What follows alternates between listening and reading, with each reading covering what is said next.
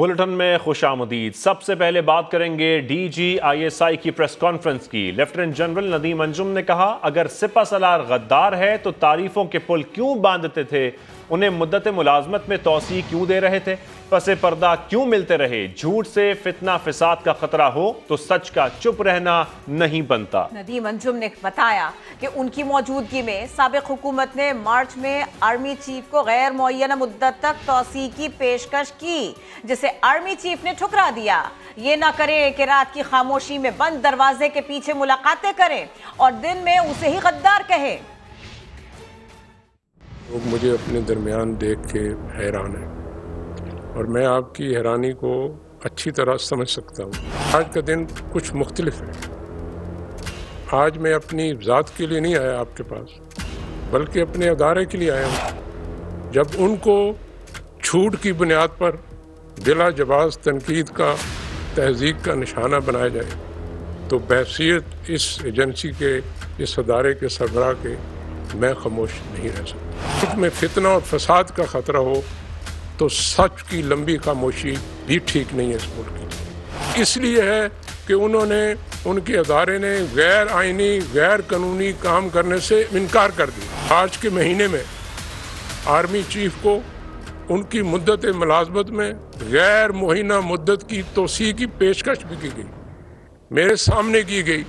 یہ بہت پرکشش پیشکش تھی، لیکن انہوں نے اس کو بھی ٹھکرا دیا، اس لیے کہ انہوں نے جو بنیادی فیصلہ کیا تھا کہ ادارے کو متنازع رول سے ہٹا کے آئینی رول پہ لانا، جو حکومت وقت تھی، جو اس کو قانونی طور پہ دینے کے مجاز تھے، انہوں نے آفر کی تھی، اور وہ اس لیے اس وقت یہ پیشکش کی گئی کہ جو طریقے عدم اعتماد ہے وہ اپنے عبور پہ آ چکا کہ اگر آپ کا دل مطمئن ہے کہ آپ کا سپہ سالار غدار ہے، میر جعفر ہے، تو ماضی قریب میں اتنی تعریفوں کے پل کیوں باندھتے تھے آپ؟ تو پھر آج بھی ان سے پس پردہ کیوں ملتے ہیں؟ نہ کریں کہ آپ رات کی خاموشی میں بند دروازوں کے پیچھے ہمیں ملیں، اپنی آئینی، غیر آئینی خواہشات کا اظہار کریں، وہ بھی آپ کا حق ہے، لیکن یہ نہیں ہو سکتا کہ دن کی روشنی میں اسی بندے کو آپ غدار کہیں۔ صدر پاکستان صاحب کی ملاقاتوں کا، وہ ملاقاتیں ہوئیں، اتنی زیادہ تلخی اور ٹاکسٹی آ چکی تھی، اس کو کم کرنا تھا، وہ اپنے منطقی انجام تک نہیں پہنچ سکا۔ پاکستان کو عدم تحفظ سے خطرہ نہیں ہے، پاکستان کو جس چیز سے خطرہ ہے وہ عدم استحکام سے۔ ہمیں کسی کے لانگ مارچ سے، دھرنے سے، احتجاج سے کوئی اختلاف نہیں کرنا چاہیے۔ آرمی چیف صاحب نے کہا وہ بات بالکل ٹھیک ہے کہ وہ کسی کو یہ اجازت نہیں دیں گے کہ پاکستان میں سیاسی یا اقتصادی عدم استحکام ہے۔ اگر ضرورت پڑی کہ پاکستان آرمی کو آرٹیکل 245 کے تحت حکومت بلاتی ہے، حکومت کا حق ہے، تو فوج کو اگر ضرورت پڑی حالات کو قابو کرنے میں وہ ضرور حکومت کی مدد کرے گی۔ سینئر صحافی ارشد شریف کب اور کیسے ملک سے باہر گئے، کن لوگوں نے ان کو باہر بھجوانے کا کہا؟ D G I S P R lieutenant general Babar Iftikhar نے سب بتا دیا۔ ڈی جی آئی ایس آئی کے ہمراہ پریس کانفرنس میں ان کا کہنا تھا کہ ارشد شریف کی زندگی کو پاکستان میں کوئی خطرہ نہیں تھا۔ ظاہر ہوتا ہے کہ خطرے کا انتباہ مخصوص سوچ کے تحت جاری کیا گیا۔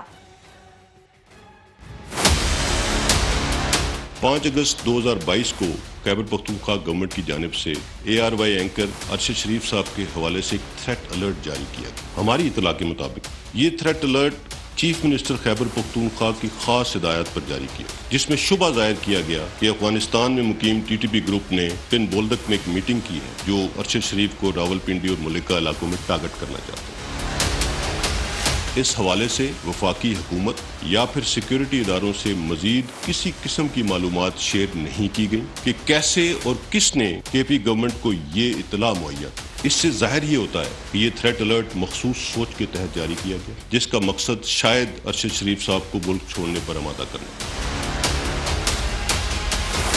جبکہ اطلاعات بھی ہیں کہ ارشد شریف صاحب ملک چھوڑ کر نہیں جانا چاہتے تھے۔ 8 اگست 2022 کو شہباز گل کے ARY چینل پر فوج میں بغاوت پر اکسانے کی متنازع بیان کی تمام مکاتب فکر نے مذمت کی اور اسے ریڈ لائن کراس کرنے کے مترادف قرار دیا۔ ARY کے chief executive officer mister Salman Iqbal نے شہباز گل کی گرفتاری کے فوراً بعد عماد یوسف کو ہدایات دیں کہ ارشد شریف کو جلد از جلد پاکستان سے باہر بھیج دیا جائے۔ اس کے جواب میں عماد یوسف نے انہیں بتایا کہ ارشد شریف پشاور سے دبئی کے لیے روانہ ہوں گے۔ ارشد شریف کو کے پی گورنمنٹ نے اس دوران مکمل پروٹوکول فراہم کیا۔ انہیں چیف منسٹر سیکریٹریٹ سے کے پروٹوکول آفیسر عمر گل آفریدی نے green number plate double cabin میں ایئرپورٹ پہنچایا۔ اداروں کی جانب سے ارشد شریف کو روکنے کی کسی بھی قسم کی کوشش نہیں کی گئی۔ ارشد شریف یو اے ای سے کینیا کی جانب اس وقت روانہ ہوئے جب ان کا دبئی کا ویزا ایکسپائر ہوا۔ تو وہ کون تھے جنہوں نے انہیں وہاں سے جانے پر مجبور کیا؟ اس سوال کا جواب لینا چاہیے۔ کس نے انہیں مسلسل یہ باور کرایا کہ وہ پاکستان واپس نہ آئیں ورنہ انہیں مار دیا جائے گا؟ کس نے انہیں یقین دلایا کہ ان کی جان بیرون ملک خاص طور پر کینیا جیسے ملک میں محفوظ ہے؟ ارشد شریف کی وفات سے منسلک کردار وقار احمد اور خرم احمد کون؟ ان کا ارشد سے کیا رشتہ تھا؟ کیا ارشد انہیں پہلے سے جانتے تھے یا کسی نے یہ رابطہ استوار کرایا؟ کچھ لوگوں نے ارشد شریف صاحب کے لندن میں ملاقات کے دعوے بھی کیے۔ وہ دعوے ان سے کس نے کروائے اور کن بنیادوں پر وہ دعوے کیے گئے؟ کیا یہ دعوے بھی فیک نیوز اور ڈس انفارمیشن کیمپین کا حصہ؟ ارشد شریف کی وفات ایک دور افتادہ علاقے میں ہوئی اور کینیا پولیس نے تو انہیں پہچانا ہی نہیں تھا۔ تو ان کی وفات کی خبر سب سے پہلے کس نے اور کس کو دی؟ کینیا کی پولیس اور حکومت نے اس کیس میں اپنی غلطی کو تسلیم کیا ہے، لیکن دیکھنا یہ ہے کہ کیا یہ واقعی ایک مسٹیکن آئیڈینٹی کا واقعہ تھا یا ٹارگٹ کے؟ بہت سے سوالات جواب طلب ہیں۔ D G I S I lieutenant general Nadeem Anjum کا کہنا ہے کہ شہید ارشد شریف کی زندگی کو پاکستان میں کوئی خطرہ نہیں تھا۔ تحقیقات کے لیے حکومت نے ٹیم بنائی ہے۔ تحقیقات کا جو بھی نتیجہ آئے گا D G I S P R آگاہ کریں گے۔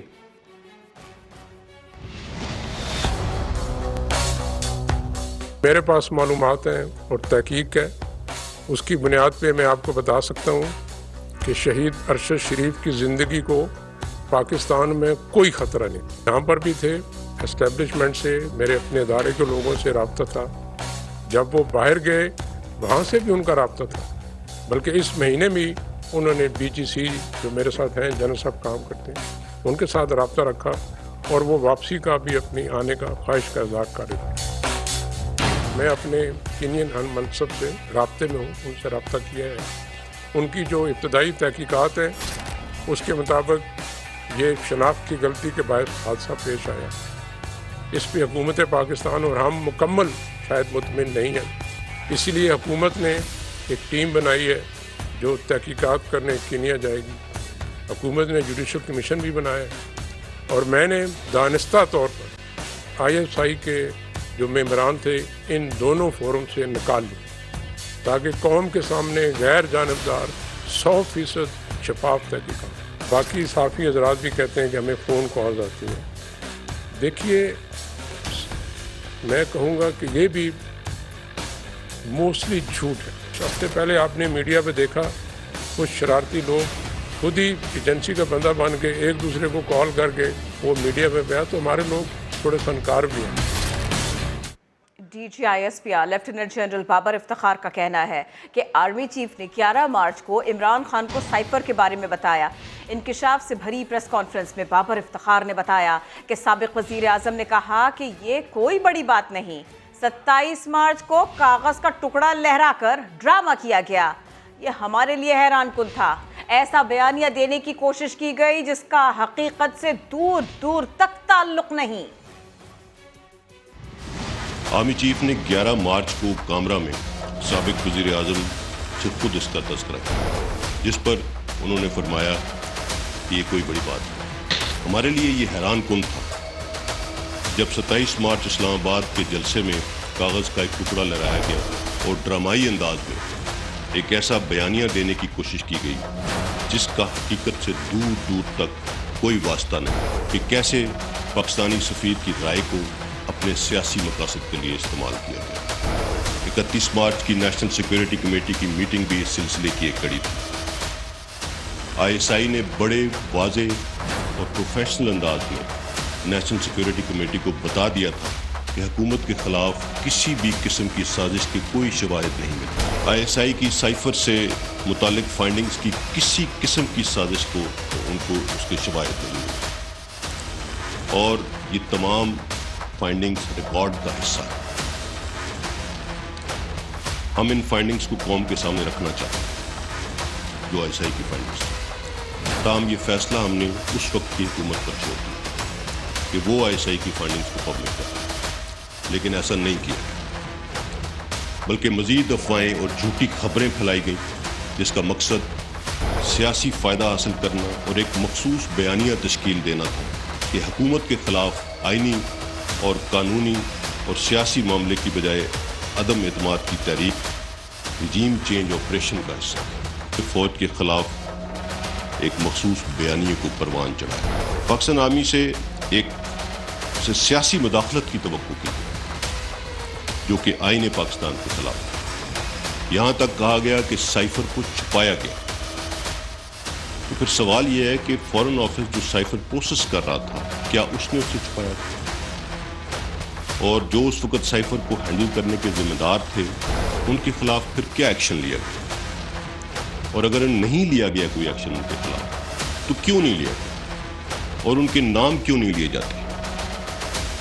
لفظوں کے ہیر پھیر، گمراہ کن اور جھوٹی خبریں پھیلا کر اداروں اور ان کی لیڈرشپ کو غدار ٹھہرا کر کٹہرے میں کھڑا کرتے ہیں. ترجمان پاک فوج لیفٹیننٹ جنرل بابر افتخار کا کہنا ہے کہ ہم سے غلطیاں ضرور ہوئیں لیکن ہم غدار اور سازشی نہیں ہو سکتے. DG ISI کے ہمراہ پریس کانفرنس میں ان کا کہنا تھا کہ نیوٹرل اور اے پولیٹیکل جیسے الفاظ کو گالی بنا دیا گیا ہے. ادارے نے تحمل کا مظاہرہ کیا. بطور ادارہ کبھی قوم کو مایوس نہیں کریں گے. اگر ہم سے ماضی میں کوئی غلطیاں ہوئی ہیں تو پچھلے 20 سالوں سے ہم اپنے خون سے ان کو دھو رہے ہیں. یہ وردی پہنے ہوئے 35 40 سال نوکری کے بعد کوئی غداری کا توق لٹکا کے گھر نہیں جانا چاہتا. ہم کمزور ہو سکتے ہیں، ہم سے غلطیاں ہو سکتی ہیں، مگر ہم غدار اور سازشی ہرگز نہیں ہو سکتے. لفظ اے پولیٹیکل، نیوٹرل کو ایک گالی بنا دیا گیا. تمام جھوٹے بیانیے اور گمراہ کن پروپیگنڈے کے باوجود ادارے نے اور خاص طور پر آرمی چیف نے نہایت ریسٹرینٹ اور تحمل کا مظاہرہ کیا. میری آپ سے ریکویسٹ ہوگی کہ اپنے اداروں پر اعتماد رکھیں. اس چیز کا ادراک سب کو کرنا ہوگا کیونکہ فوج عوام کے بغیر کچھ نہیں ہے. ہماری شناخت اور پہچان سب سے پہلے پاکستان اور کچھ نہیں. اور ہم کبھی بھی انشاءاللہ ایک انسٹیٹیوشن کے طور پہ اپنی قوم کو مایوس نہیں کریں گے. نہ کیا ہے، نہ کریں گے انشاءاللہ. یہ ہمارا آپ سے وعدہ ہے. DG ISPR کا کہنا ہے کہ ارشد شریف کے قتل میں تیسری قوت بھی ملوث ہو سکتی ہے. سما کی اینکر کرنٹ افیئرز کرن ناز کے سوال کا جواب دیتے ہوئے انہوں نے کہا کہ تحقیقات میں بہت سے حقائق سامنے آئیں گے. DG ISI کہتے ہیں کہ منفی پروپیگنڈے پر حکومت کے جواب نہ دینے کا تاثر غلط ہے. حکومت جواب دیتی ہے. وجہ ہے کہ حکومت کی جانب سے پروپیگنڈا مسلسل دوسری سائٹ سے ہو رہا ہے لیکن حکومت کی طرف سے ایکشن کیوں نہیں لیا جا رہا؟ کیا حکومت جو پاپولیرٹی ہے اس کی وجہ سے بیک فٹ پر ہے؟ سر جتنا کچھ آپ نے اپنی ساری ڈیٹیلز میں بتایا، اس کے علاوہ ایک کیا شبہ یہ بھی ہے کہ کیا اس میں کہیں پر بھی انڈیا کی طرف سے بھی کوئی کردار ادا کیا جا سکتا ہے؟ سر اس کا کوئی شبہ ہے ابھی تک؟ Thank you. دیکھیے یہ تھرڈ پارٹی انوالومنٹ بالکل ہو سکتی ہے اور nobody can rule that out. And جیسے میں نے کہا جب انویسٹیگیشن ہوگی تو بہت سے حقائق اور سامنے آئیں گے. سو اس کے اوپر ابھی ہم کوئی رائے قائم نہیں کر سکتے as of now. But yes there is a very big possibility کہ اس کے اندر اس طرح کی انوالومنٹ اینیمی ہوسٹائل ایجنسیز کی بھی ہو. جو آپ نے بات کی کہ حکومت کیوں نہیں اداروں کے خلاف جب غیر قانونی بات چیت کی جاتی ہے تو حکومت جواب کیوں نہیں دیتی؟ حکومت جواب دیتی ہے. وزیر دفاع خواجہ آصف کہتے ہیں کہ عمران خان کا آج تفصیلی تعارف سامنے آ گیا ہے. تحریک انصاف کے سربراہ آرمی چیف سے کاروباری گفتگو کرتے رہے. عدم اعتماد ناکام بنانے کی صورت میں غیر معینہ مدت تک توسیع کی پیشکش کی گئی. غیر آئینی اقدام سے انکار پر فوجی قیادت کو غدار کے القابات سے نوازا گیا. اصلی عمران خان آج انٹروڈیوس ہوا ہے پاکستانی قوم سے. تفصیلی تعارف جو ہے کرایا گیا ہے. آرمی چیف سے وہ کاروباری گفتگو کرتے رہے کہ میرے خلاف نوٹ کانفیڈنس جو ہے وہ روک لو، میں غیر معینہ مدت تک آپ کو ایکسٹینشن دینے کو تیار ہوں. وہ ہر چیز کی قیمت لگانے کو تیار ہو جاتے ہیں اپنے اقتدار کو طول دینے کے لیے. جب انہوں نے مدد نہیں کی، ایک غیر آئینی قدم اٹھانے سے انہوں نے انکار کیا اور کہا کہ آئندہ ہم اس رول کو ادا کرنے سے انکاری ہیں، تو ان کو غدار کہا. ایک لمحے پہ غیر معینہ مدت کے لیے ایکسٹینشن دے رہے ہیں، دوسرے لمحے جو ہے غدار کہتے ہیں. وہ تمام اداروں کو اپنی ذات کا تابع بنانا چاہتا ہے. وہ فرد واحد کی حکومت یہاں پہ قائم کرنا چاہتا تھا، قائم کرنا چاہتا ہے. فوج کو تقسیم کرنے کی کوشش کی، فوج کے اندر جو ہے گروپ بندی کی. من پسند آدمیوں کو انہوں نے علیحدہ کر لیا. 2 3 اسٹار جنرل نے آپ کے سامنے بیٹھ اعتراف کیا ہم سے ماضی میں غلطی ہوئی ہے. اگر ادارے کا یہ فیصلہ ہے ہم اس کا احترام کرتے ہیں، پروٹیکٹ کریں گے اس فیصلے کو. تمام تر آئینی ادارے وہ اپنے قانونی جو رول ہے اس تک لمٹ ہو جائیں. تمام لائنیں جو ہے عمران خان کراس کر گیا ہے. رحلت ہوئی ہے ارشد شریف صاحب کی، اس کو سیاسی مقاصد کے لیے استعمال کیا جا رہا ہے. 4 روز قبل کینیا میں قتل ہونے والے پاکستانی صحافی ارشد شریف کی نماز جنازہ اسلام آباد کی فیصل مسجد میں ادا کی گئی. شہری، صحافی اور سول سوسائٹی کے نمائندوں کی بڑی تعداد نے اس میں شرکت کی. مرحوم صحافی کو آہوں اور سسکیوں میں H11 قبرستان میں سپرد خاک کر دیا گیا. عادل تنولی کی رپورٹ دیکھیے.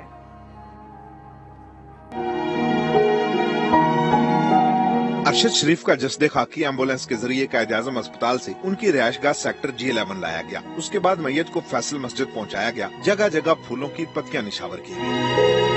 مرحوم کی نماز جنازہ فیصل مسجد کے احاطے میں ادا کی گئی. عام شہریوں، صحافیوں، سیاسی شخصیات اور سول سوسائٹی کے نمائندوں کی بڑی تعداد جنازے میں شریک ہوئی. مسجد کے احاطے میں تل دھرنے کی جگہ نہ رہی. باہر بھی ہر طرف لوگوں کا جم غفیر نظر آیا. نماز جنازہ کے بعد میت کو H11 قبرستان لایا گیا، جہاں سوگواروں کی موجودگی میں ارشد شریف کو آہوں اور سسکیوں میں ان کے والد اور بھائی کی قبر کے قریب سپرد خاک کر دیا گیا. صحافیوں نے اپنے مرحوم دوست کی صحافتی خدمات پر بھی روشنی ڈالی. ایک ایسا صحافی جو کہ جس کے اندر ڈر نام کی کوئی چیز بھی نہیں میں نے دیکھی. جہاں چاہے وہ مٹا ہو، وزیرستان ہو، جو بھی علاقے تھے، جہاں جہاں بھی وار آن ٹیرر پہ ارشد پہنچا وہاں جا کے اس نے کوریج کی. پوری صحافتی برادری اس وقت سچ اور حق کے لیے ڈٹی ہوئی ہے اور یقیناً ہمیں امید ہے کہ اس کے قاتل پکڑے جائیں گے، ہمارے بھائی کے قاتل پکڑے جائیں گے اور اس کا خون رائے. تنولی کے ساتھ اسلم کھوکر، سما، اسلام آباد. وزیر اعظم کے معاون خصوصی عطا تارڑ پریس کانفرنس کر رہے ہیں، آپ کو براہ راست دکھاتے ہیں. ادارے کے خلاف کیمپین چلائیں، میر جعفر کہیں، میر صادق کہیں، جانور کہیں، اور ادارہ کوئی بات نہ کرے. آپ کے جو جی میں آئے، جب جی میں آئے، آپ بالکل اس بات کی پرواہ نہ کریں کہ آپ کیا کہہ رہے ہیں اور کس کو کہہ رہے ہیں اور کیا الفاظ استعمال کر رہے ہیں، اور کوئی اس کا جواب بھی نہ دے. آپ کو یہ بھی گوارا نہیں ہوا کہ اس کا جواب دیا گیا ہے. اور آپ نے کہا کہ بند کمروں کی ملاقاتوں کو آپ نے تسلیم کیا. میں آپ کا شکر گزار ہوں. اسد عمر صاحب، شاہ محمود قریشی صاحب، فواد چودھری صاحب کے بند کمروں کی ملاقاتوں کو آپ نے مانا کہ ہم بند کمروں میں ملاقاتیں کرتے ہیں. آپ نے کہا بند کمروں میں جو ملاقاتیں ہوئی ہیں، ہم نے کون سا غیر آئینی مطالبہ کر دیا ہے؟ ہم نے تو الیکشن کا مطالبہ کیا ہے. آپ کی اطلاع کے لیے عرض ہے کہ جو غیر آئینی مطالبہ آپ نے بند کمرے میں کیا ہے، وہ آپ نے یہ کیا کہ آپ نے کہا کہ یہ تحریک عدم اعتماد کو ناکام بنایا جائے، اور اس کے بدلے آپ نے سپاہ سالار کو کہا کہ آپ غیر معینہ مدت کے لیے ایکسٹینشن لے لیں. کیا یہ آئینی مطالبہ تھا؟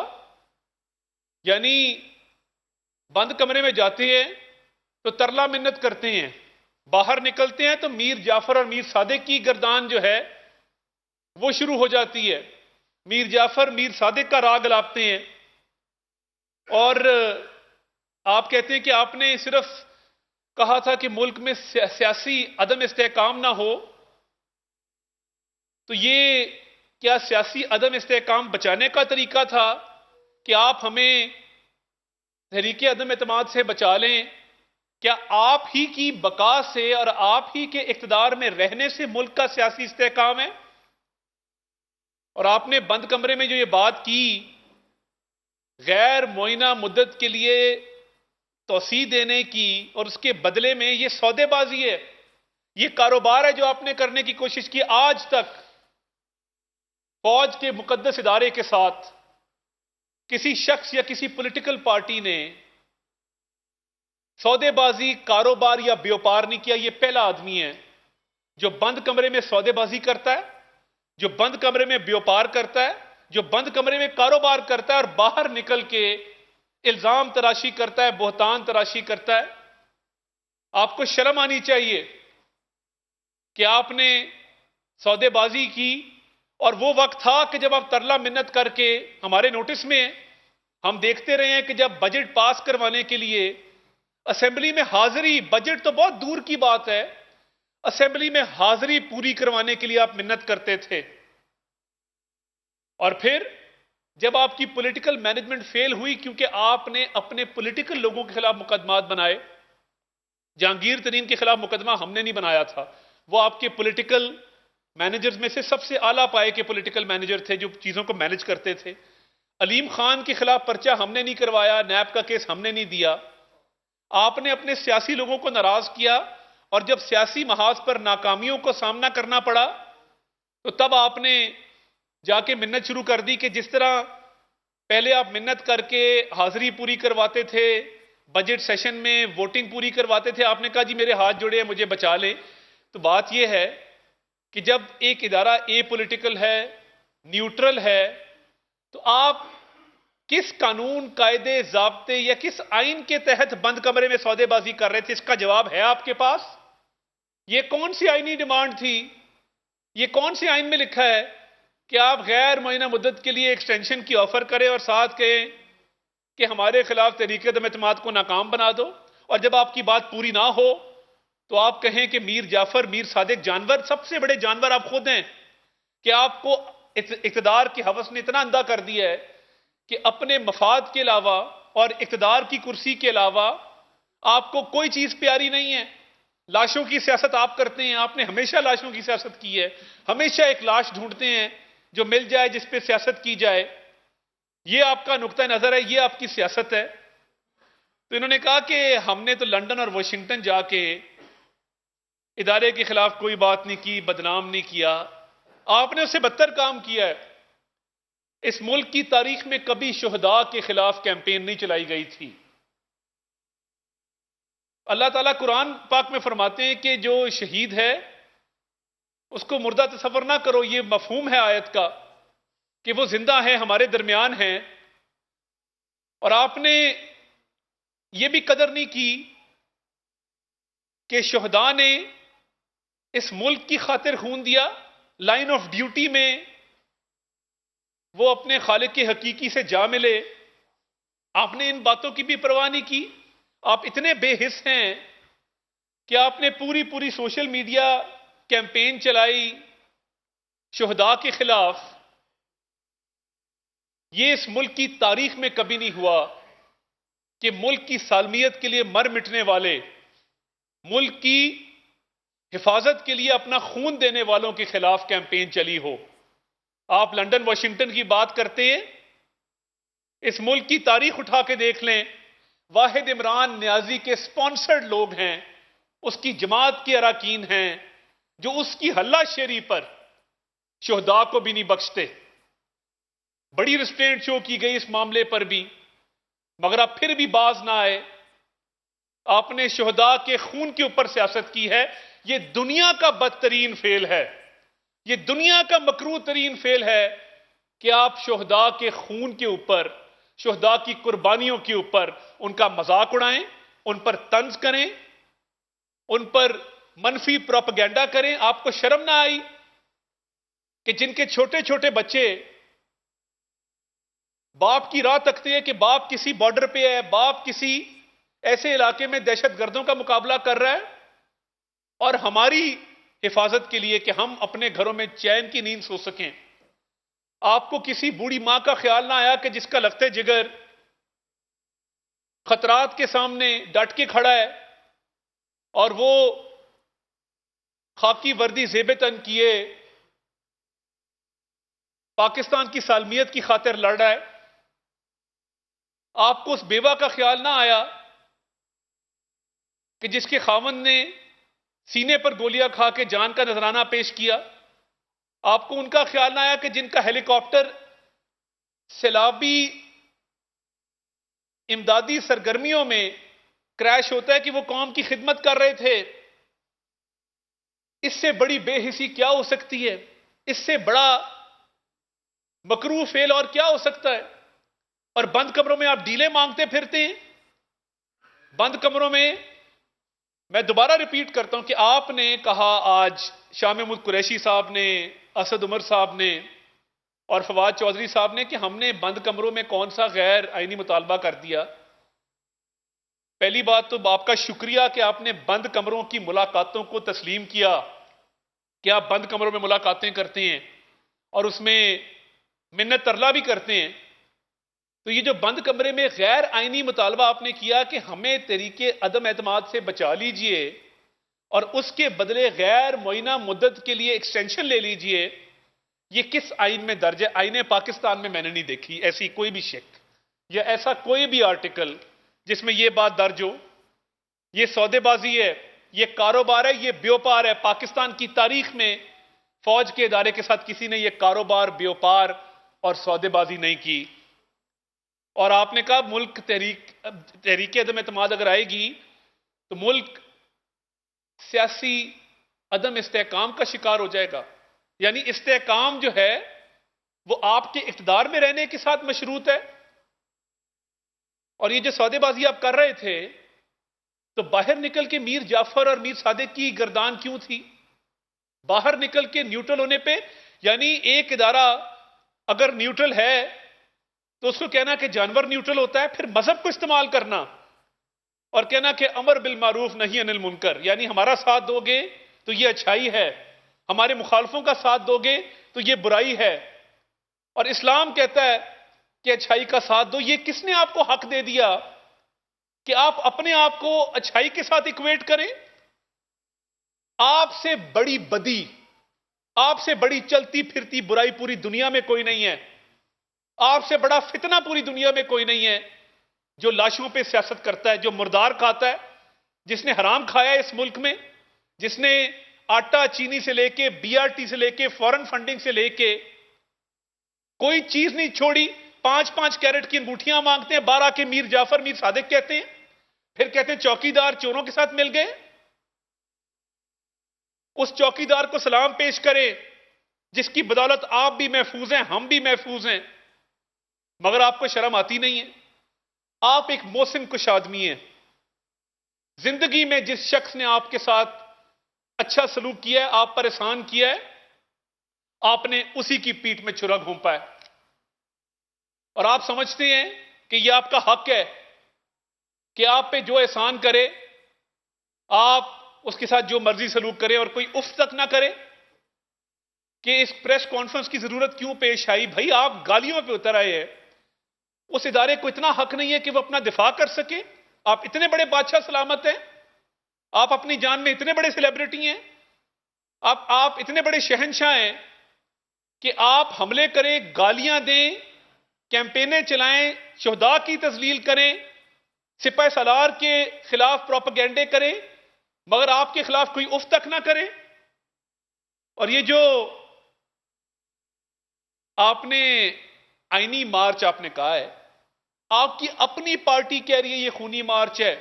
آپ کا سینیٹر، آپ کی پارٹی کا رکن، آپ کا ترجمان فیصل واؤڈا یہ کہتا ہے کہ اس میں لاشیں گرنے والی ہیں، یہ خونی مارچ ہے، اور آپ کی پارٹی کے لوگ اس سازش کا حصہ ہیں. آپ نے انتظار کیا، ارشد شریف کی شہادت کے بعد اس کا اعلان کیا لانگ مارچ کا، آپ نے اس سے پہلے کیوں نہ کیا؟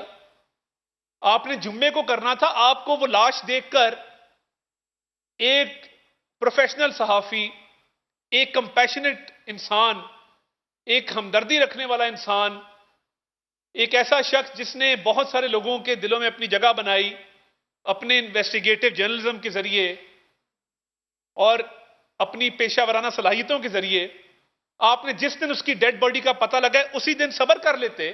جمعے کا کہا تھا نا، آپ نے اپنے منہ سے کہا تھا کہ میں جمعے والے دن اعلان کروں گا، مگر بے صبری اتنی تھی کہ جیسے ہی اس کی لاش کا پتہ لگا شہید کی، آپ نے ساتھ ہی لانگ مارچ کا اعلان کر دیا. یہ کوئی حقیقی آزادی نہیں ہے، یہ خونی مارچ ہے. 25 मई को भी हमने देखा था कि कमाल नामी कांस्टेबल को लाहौर में शहीद किया गया, आपके ओहदेदार ने ही उसके सीने में गोली उतारी थी। पूछिए उसके 4 छोटे छोटे बिलखते बच्चों से कि वो किस हाल में हैं। अभी भी हमारे पास इतलात है कि आप असले से लेस आ रहे हैं और आपके लोग आपस में ये बातें कर रहे हैं कि जी हमें खून दरकार है, हमें कुर्बानी दरकार है। आपने पीटीवी पे हमला किया, आपने कब्रें खो दी, आपने इस्मतुल्लाह जनेजो नामी एसपी की दुर्गत बनाई। आप अभी भी चाहते हैं कि लाशें गिरे और आप ये खूनी मार्च करना चाहते हैं। ये खूनी मार्च है, ये बिल्कुल हकीकी आजादी मार्च नहीं है।